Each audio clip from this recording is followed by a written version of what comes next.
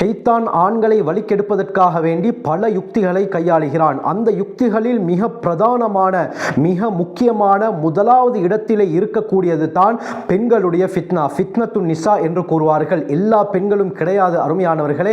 நம்முடைய பெண்களை அல்லாஹ் சிறந்த சாலிஹான பத்தினியான பெண்களாக ஆக்கியருள்வானாக. சில பெண்களை வைத்து ஷைத்தான் ஆண்களை வழிகெடுக்கிறான்.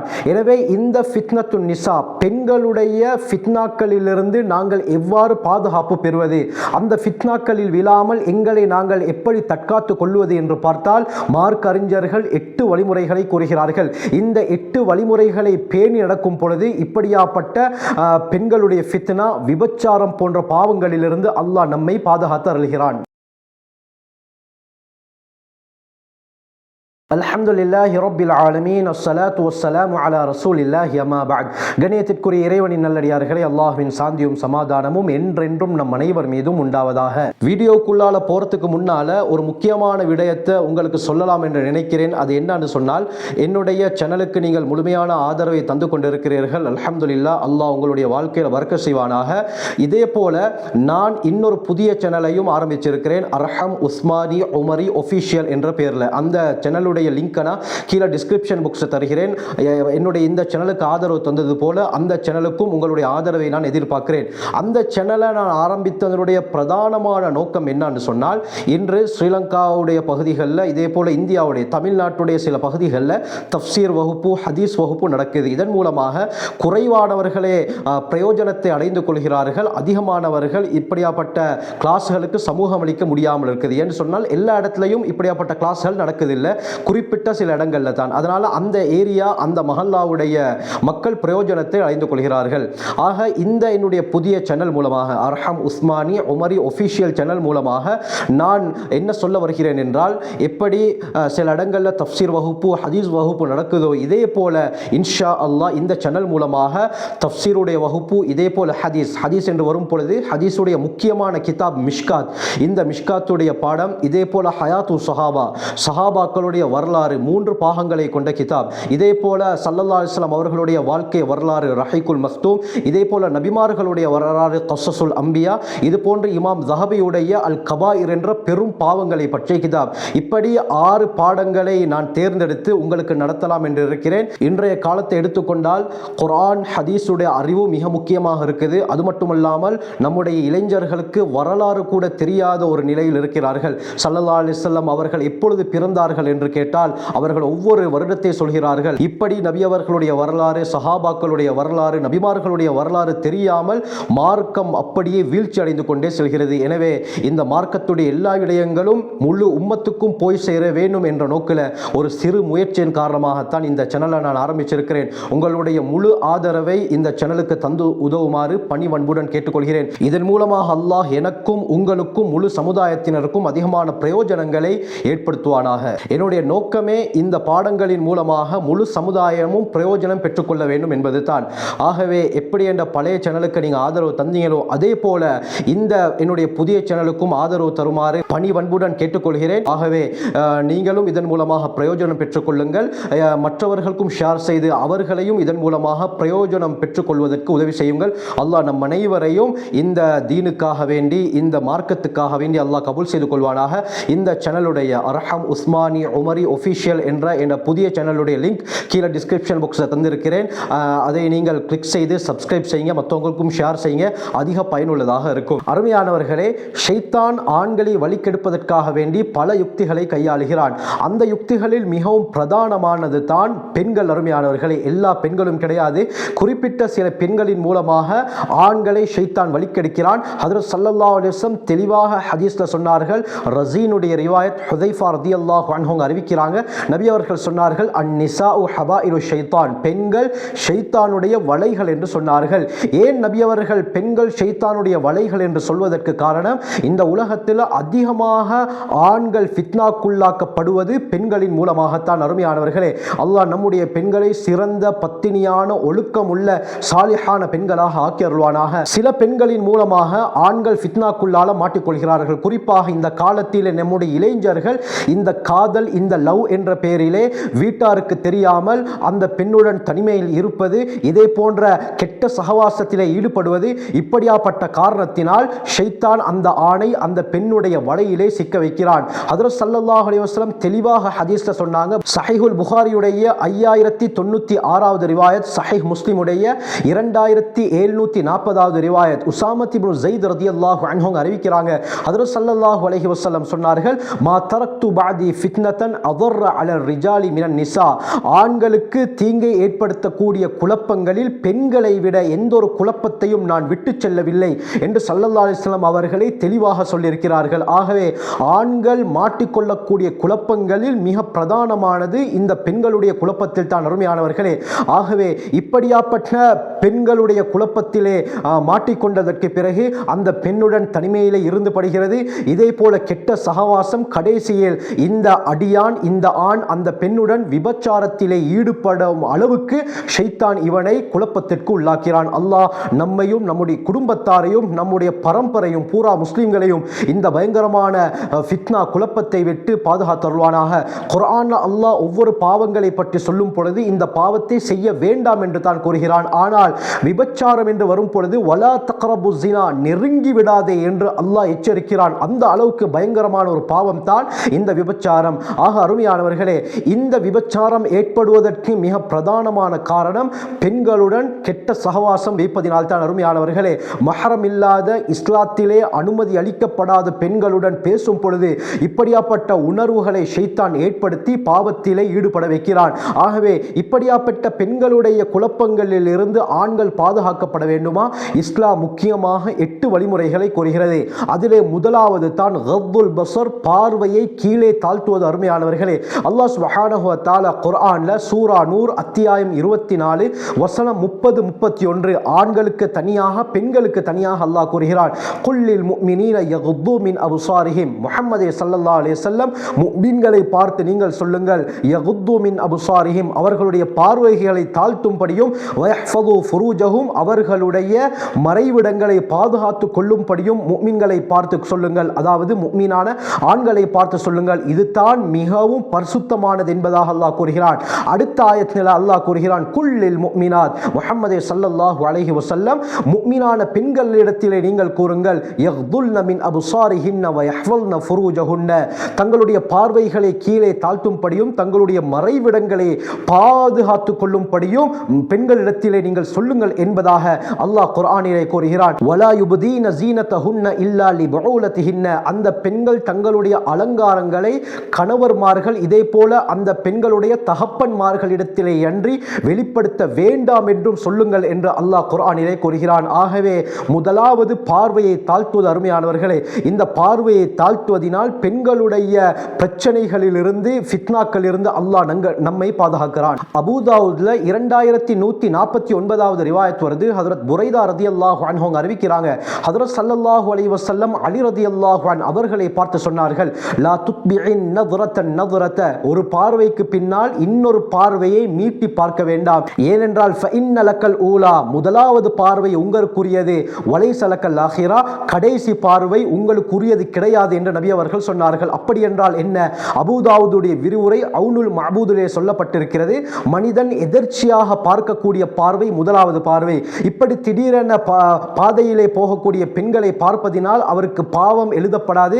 அவர் ஏன் உடனடியாக பார்வையை கீழே தாழ்த்தி விடுவார்? ஏன்? அவர் எதிர்ச்சியாக பார்த்ததினால். அந்த எதிர்ச்சியாக பார்த்ததற்கு பிறகு மீண்டும் இவர் உள்ளத்திலே ஒரு எண்ணம் வர தன்னுடைய பார்வையை மீட்டினால் இதுதான் கூடாது என்று சொன்னார்கள். இந்த இரண்டாவது பார்வை என்பது எதிர்ச்சியாக பார்ப்பது கிடையாது, அவர் விருப்பப்பட்டு பார்ப்பதாகும். எனவே இதற்கு பாவம் எழுதப்படும் என்று இந்த ஹதீஸின் மூலமாக, இந்த வார்த்தையின் மூலமாக ஸல்லல்லாஹு அலைஹி வஸல்லம் அவர்கள் சொல்லி காட்டியிருக்கிறார்கள். இரண்டாவது முக்கியமான விடயம், பெண்களுடன் கலப்பதை விட்டு நாங்கள் தவிர்ந்து கொள்வது. பெண்கள் இருக்கக்கூடிய இடத்திலே நாங்கள் சென்று அவர்களுடன் பேசாமல், அவர்களுடன் அந்த உரையாடலிலே ஈடுபடாமல் இருப்பது. இது முக்கியமான ஒரு விடயம். அருமையானவர்கள், ஏன்? பெண்களுடன் அதிகமாக கலப்பதின் காரணமாக நம்முடைய உடம்பிலே, நம்முடைய உள்ளத்திலே ஒரு விதமான உணர்வுகளில் மாற்றங்கள் ஏற்படும். கடைசியில் அந்த பெண்களுடன் தவறான முறையிலே ஈடுபடுவதற்கு மனது சொல்லும். அதற்கு பிறகு இவருடைய ஒவ்வொரு எண்ணங்களும் பாவத்துக்குரிய எண்ணங்கள் பெண்களாகத்தான் இருக்கும். அந்த பெண்களை பார்க்கும் பொழுது ஒவ்வொரு பார்வையும் ஒரு இச்சையுடைய பார்வையாகத்தான் இருக்கும். இதனால தான் ஃபாத்திமா ரலியல்லாஹு அன்ஹா அவர்கள் சொல்வார்கள், கைருன் லில் மர்ஆ, பெண்ணுக்கு மிகவும் சிறந்தது என்ன தெரியுமா? ஆண்களை பார்க்காமல் இருப்பது. இதே போல ஆண்களுக்கு மிகவும் சிறந்தது பெண்களை பார்க்காமல் இருப்பது என்று கூறுவார்கள். இரண்டாவது பெண்களுடன் கலக்காமல் இருப்பது. மூன்றாவது, எந்த இடத்திலெல்லாம் பெண்கள் அதிகமாக இருப்பார்களோ, எந்த இடத்திற்கு சென்றால் பெண்களை அதிகமாக பார்க்க முடியுமோ, இப்படியாப்பட்ட இடத்திற்கு செல்வதை விட்டு நாங்கள் தவிர்த்து கொள்வது. இது மிக முக்கியமான ஒரு விடயம் அருமையானவர்களே. இதனால தான் இஸ்லாம் தொழுகையுடைய விடயத்தில் கூட ஆண்கள் பெண்கள் ஒன்றாக தொழுவதற்கு அனுமதி கொடுக்கவில்லை. ஆண்கள் தனியாக தொழ வேண்டும், பெண்கள் தனியாக தொழ வேண்டும். ஆண்களுடைய சஃப்புகள் தனியாக இருக்க வேண்டும், பெண்களுடைய சஃப்பு தனியாக இருக்க வேண்டும். திர்மிதி போன்ற ஹதீஸ் கிரந்தங்கள் வருது. அபூ ஹுரைரா ரலியல்லாஹு அன்ஹு அறிவிக்கிறாங்க, ஸல்லல்லாஹு அலைஹி வஸல்லம் சொன்னார்கள், கைரு சுஃபூஃபிர் ரிஜால், ஆண்களுடைய சஃப்புகளில் மிகச் சிறந்தது முதலாவது சஃப்பாகும். இதே போல ஆண்களுடைய சஃப்புகளிலே மிகவும் கெட்டது கடைசி சஃப்பாகும். பெண்களுடைய சஃப்புகளிலே மிகவும் சிறந்தது கடைசி சஃப், பெண்களுடைய சஃப்புகளிலே மிகவும் கெடுதியானது ஆரம்ப சஃப் என்பதாக ஸல்லல்லாஹு அலைஹி வஸல்லம் சொன்னார்கள். அருமையானவர்களே, ஆண்களுடைய சஃப்புகளில் மிகச் சிறந்தது ஆரம்ப சஃப், இதே போல பெண்களுடைய சஃப்புகளில் மிகச் சிறந்தது கடைசி சஃப் என்று சொன்னார்கள். இதன் மூலமாக என்ன விளங்குது? தொழுகையுடைய சந்தர்ப்பத்தில் கூட ஆண்கள் பெண்கள் ஒரே இடத்திலே தொழுவதற்கு அனுமதி கிடையாது. பெண்கள் தனியாகத்தான் தொழ வேண்டும், ஆண்கள் தனியாகத்தான் தொழ வேண்டும். மதீனாவில் மஸ்ஜிது நபவியில ஸல்லல்லாஹு அலைஹி வஸல்லம் அவர்களுடைய காலத்திலேயே ஆண்களுடைய சஃப் தனியாக இருக்கும். அதற்கு பிறகு மிக தொலைவில் தான் பெண்களுடைய சஃப் ஆரம்பமாகும். அதுவும் பெண்களுடைய சஃபில் கடைசி சஃப் தான் மிகச் சிறந்தது என்று ஸல்லல்லாஹு அலைஹி வஸல்லம் சொல்லியிருக்கிறார்கள். காரணம் என்ன? இப்படியாப்பட்ட குழப்பங்கள் ஏற்படக்கூடாது என்பதற்காக. பெண்கள் ஆண்கள் எல்லாம் மிக்ஸ் ஆகி தொழுகையில் ஈடுபடும் பொழுது அந்த இடத்திலே ஹுஷு ஹுது இருக்காது. அருமையானவர்களே, வேறு இச்சையுடைய எண்ணங்கள் தான் உள்ளத்திலே ஓடிக்கொண்டிருக்கும். இதனால் தான் இஸ்லாம் இப்படியாப்பட்ட விடயங்களை முற்றாக தடுக்கிறது. இப்னு ஹிப்பான் ஹாக்கிமுடைய சஹீஹான ரிவாயத், ஹஜ்ரத் உமர் பின் கத்தாப் ரலியல்லாஹு அன்ஹு அறிவிக்கிறாங்க, ஹஜ்ரத் ஸல்லல்லாஹு அலைஹி வஸல்லம் சொன்னார்கள், லா யஹ்லுவன்ன ரஜுலுன் பிம்ரஅத்தின், ஒரு ஆண் ஒரு பெண்ணுடன் தனிமையில் இருக்க வேண்டாம். ஏனென்று சொன்னால் அந்த இருவர் இருக்கும் பொழுது ஷைத்தான் மூன்றாவது நபராக அந்த இடத்திலே இருக்கிறான் என்று ஸல்லல்லாஹு அலைஹி வஸல்லம் அவர்கள் எச்சரிக்கை செய்தார்கள். ஸல்லல்லாஹு அலைஹி வஸல்லம் இவ்வாறு மூன்றாவது ஷைத்தான் இருப்பான் என்று சொன்னதற்கு என்ன காரணம்? அல்லாமா முனாவி ரஹ்மத்துல்லாஹி அலைஹி ஃபைதுல் கதீர் என்ற தங்களுடைய கிதாபிலே குறிப்பிடுகிறார்கள், ஒரு ஆணும் ஒரு பெண்ணும் தனிமையிலே இருக்கும் பொழுது அவர்களுடைய உள்ளத்திலே ஷைத்தான் ஒரு விதமான ஊசலாட்டத்தை ஏற்படுத்துவான். அந்த ஊசலாட்டத்தின் காரணமாக அந்த இருவரும் விபச்சாரத்தின் பக்கம் நெருங்குகிறார்கள். அவர்கள் விபச்சாரத்திலே ஈடுபடுவதற்கும் அதிக வாய்ப்புகள் இருக்கின்றன.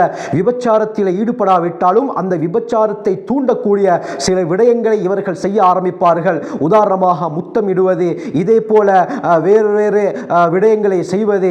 இப்படியாப்பட்ட விடயங்கள் அங்கே உருவாகும் பொழுது ஒட்டோவாக விபச்சாரம் என்பது அந்த இடத்தில் நிகழ்ந்துவிடும். இதனால தான் ஸல்லல்லாஹு அலைஹி வஸல்லம் சொன்னார்கள், ஒரு ஆண் தனிமையில் ஒரு பெண்ணுடன் இருக்க வேண்டாம், இருந்தால் மூன்றாவதாக ஷைத்தான் அங்கே வந்து இருவருக்கும் மத்தியிலே குழப்பத்தை ஃபித்னாவை ஏற்படுத்தி வைத்து விடுவான். எந்த அளவுக்கு ஸல்லல்லாஹு அலைஹி வஸல்லம் அவர்கள் இன்னும் எச்சரிக்கை செய்தார்கள் என்றால், சஹீஹ் முஸ்லிமுடைய ரிவாயத், ஜாபிர் ரலியல்லாஹு அன்ஹு அறிவிக்கிறாங்க, ஸல்லல்லாஹு அலைஹி வஸல்லம் சொன்னார்கள், அலா மக்களை அறிந்து கொள்ளுங்கள், லா யபீத்தன்ன ரஜுலுன் இந்த இம்ரஅத்தின் ஸய்யிபின், கன்னித்தன்மை உடைக்கப்பட்ட ஒரு பெண் இருக்கும் இடத்தில் ஒரு ஆண் இரவிலே தங்க வேண்டாம் என்று ஸல்லல்லாஹு அலைஹி வஸல்லம் சொன்னார்கள்.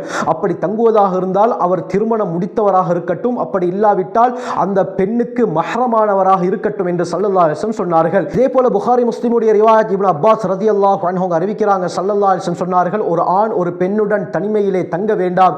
இதே போல ஒரு பெண் தனிமையில் பிரயாணம் செய்ய வேண்டாம், இல்லா வ மஅஹா மஹ்ரமுன், அந்த பெண்ணுடன் மஹ்ரமான ஒரு ஆண் இருந்தாலே தவிர என்றும் நபி அவர்கள் தடுத்திருக்கிறார்கள். ஒரு பெண் தனிமையிலே பிரயாணம் செய்யும் பொழுது ஃபித்னாக்கள் ஏற்படும். அருமையானவர்களே, அந்த பெண்ணுடைய பாதுகாப்புக்கு உத்தரவாதம் கிடையாது.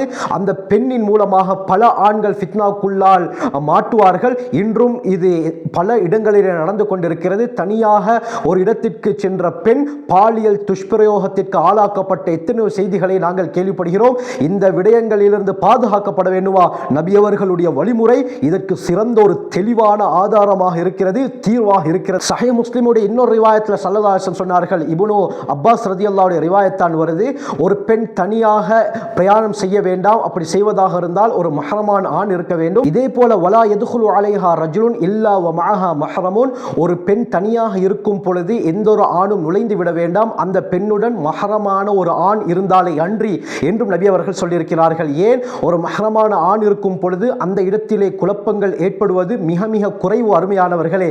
ஆகவே தான் ஸல்லல்லாஹு அலைஹி வஸல்லம் அவர்கள் ஒரு பெண் தனியாக இருக்கும் இடத்திற்கு ஒரு ஆண் போக வேண்டாம் என்றும் சொல்லியிருக்கிறார்கள். எனவே இந்த ரிவாயத்துகளை வைத்து ஹாஃபில் இப்னு ஹஜர் அஸ்கலானி புகாரியுடைய விரிவுரை ஃபத்ஹுல் பாரியில் என்ன சொல்றாங்கன்னா, ஒரு ஆண் ஒரு பெண்ணுடன் தனிமையிலே இருப்பது தடை செய்யப்பட்ட விடயம் என்பதாக ஏகோபித்த உலமாக்களுடைய கருத்து என்பதாக தெரிவிக்கிறார்கள். இதே போல இமாம் நவவி ரஹ்மத்துல்லாஹி அலைஹி ஸஹீஹ் முஸ்லிமுடைய விரிவுரை ஷரஹ் முஸ்லிமிலும் ஒரு ஆண் ஒரு பெண்ணுடன் தனியாக இருப்பது ஹராம் என்பதாக கூறுகிறார்கள். இதுவே ஏகோபித்த உலமாக்களுடைய கருத்து என்பதாகவும் கூறுகிறார்கள். நான்காவது வழிமுறை, உணர்வை இச்சையை தூண்டக்கூடிய காட்சிகளை பார்ப்பதை விட்டு நாங்கள் தவிர்த்து கொள்வது. உதாரணமாக பெண்களுடைய புகைப்படங்களை நாங்கள் பார்ப்பது, இதே போல டிவி போன்களில் அந்த பெண்களுடைய வீடியோக்கள், இதே போல ஆபாசமான வீடியோக்களை பார்ப்பது, இது போன்ற விடயங்களினாலும் பெண்களுடன் இவ்வாறு தவறான விடயத்திலே ஈடுபடுவதற்கு மனது தூண்டும். எனவே இவர் பாவத்திலே ஃபித்னாவிலே விழுவதற்கு இது மிக முக்கியமான காரணம் என்பதாக மார்க்க அறிஞர்கள் கூறுகிறார்கள்.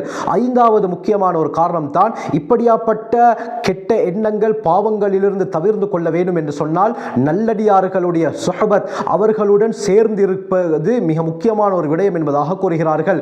முஜாலசத்து சாலிஹீன் வ முஜாலசத்துல் உலமா, மார்க்க அறிஞர்கள் நல்லடியார்களுடைய சுஹபத்தில் அவர்களுடன் சேர்ந்து இருப்பது, அவர்களுடைய சபைகளிலே நல்ல விடயங்களை நாங்கள் கேட்பது, இப்படி செய்வதனால் எங்களுடைய அந்த கெட்ட உணர்வுகள் அப்படியே உள்ளத்தை விட்டு படிப்படியாக அகன்றுவிடும். ஆறாவது, அல் இஷ்திகால் பித்தாஆத்தி வஸ்ஸிக்ரி வல் குர்ஆன், அதிகமாக குர்ஆன் திலாவத் ஓதுவது, அதிகமாக அல்லாஹ்வை zikr செய்வது, அல்லாஹ்வுக்கு வழிபடக்கூடிய விடயங்களில் ஈடுபடுவது, இப்படியாப்பட்ட நல்ல விடயங்கள் செய்யும் பொழுது இந்த ஃபித்னத்துன் நிசா, பெண்களுடைய குழப்பங்களில் இருந்து பாதுகாக்கப்படுகிறார்.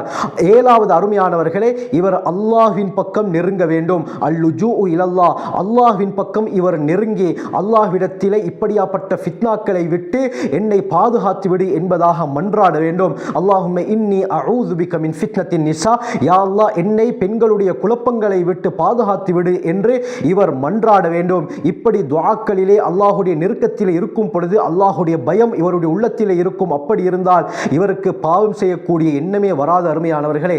எட்டாவதாக கூறுகிறார்கள், அல் அம்ரு பில் மஅரூஃபி வன் நஹ்யு அனில் முன்கர், நல்ல விடயங்களை ஏவுதல், தீய விடயங்களை தடுத்தல். இந்த விடயத்தை இவர் செய்யும் பொழுதே நல்ல விடயங்களை ஏவிக்கொண்டே இருக்க வேண்டும், மக்களுக்கு மத்தியில் சொல்லிக்கொண்டே இருக்க வேண்டும்.